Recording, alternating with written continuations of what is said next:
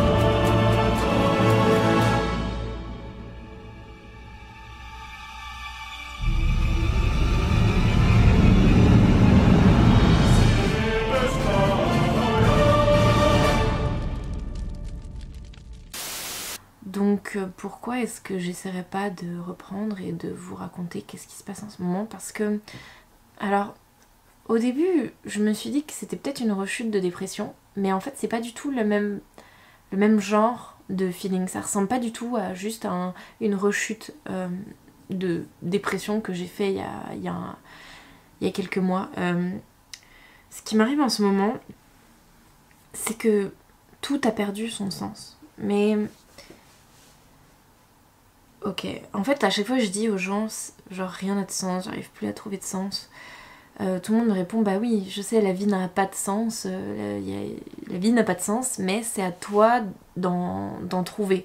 Genre Sartre disait, la vie n'a pas de sens, mais vu que tu es quelqu'un qui est capable de penser, ben dans ce cas-là, fais-toi ton propre sens de ta vie. Sauf que c'est vraiment beaucoup plus profond et beaucoup plus compliqué que ça, c'est-à-dire que je suis pas comme en dépression où t'es vraiment profondément malheureux et genre tout est dur et t'es comme au ralenti ou quelque chose comme ça. Là j'acte très bien, je suis pas anxieuse, j'ai pas de problème spécial, c'est juste que j'ai perdu le feu qu'il y avait en moi, c'est-à-dire que plus rien n'a de sens.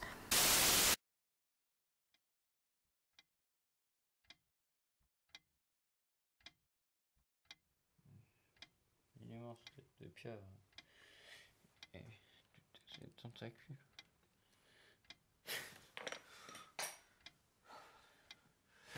Je suis en retard. Salut mes petits amis rôlistes. On se retrouve tout de suite.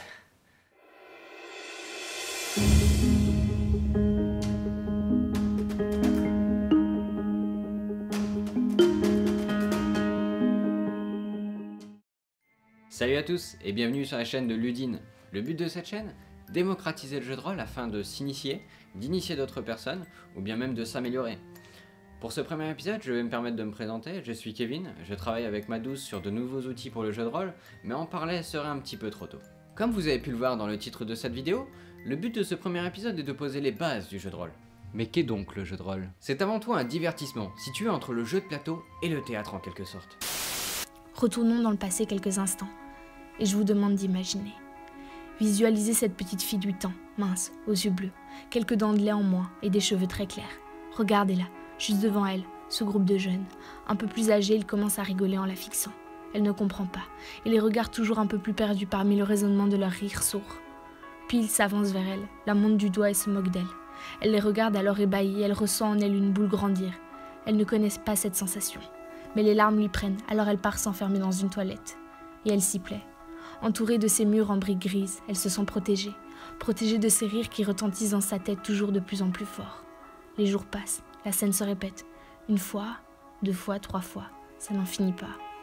Les murs ne la protègent dorénavant plus du tout, et son silence devient sa propre façade.